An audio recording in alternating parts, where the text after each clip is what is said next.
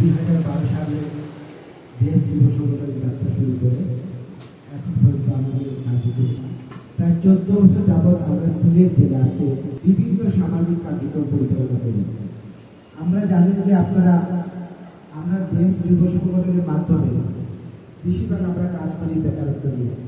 আমাদের সমাজে অনেক মানুষ, তাদেরকে যদি আমরা কর্মস্থলের মাধ্যমে কোনো প্রশিক্ষণ দিয়ে দিই, তাদেরকে আমরা যদি কর্মতে দিতে পারি, এটাই আমাদের সবচেয়ে বড় দিক।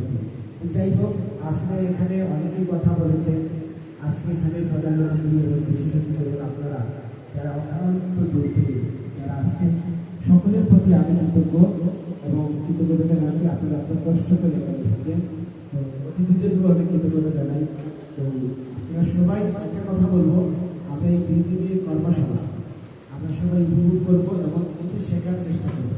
কারণ যে কোনো কাজ 10 মিলে করি কাজ হারে দিতে নাহিরা। এটাই হোক, আমাদের মনোবল থাকতে হবে আর নিজেকে চেষ্টা থাকতে হবে। তো সকলে মিলে ইচ্ছে করা সম্ভব। তো ভালো থাকবেন, সকলের সুস্বাস্থ্য হবে। আমি আমাদের সংগঠনের পক্ষ থেকে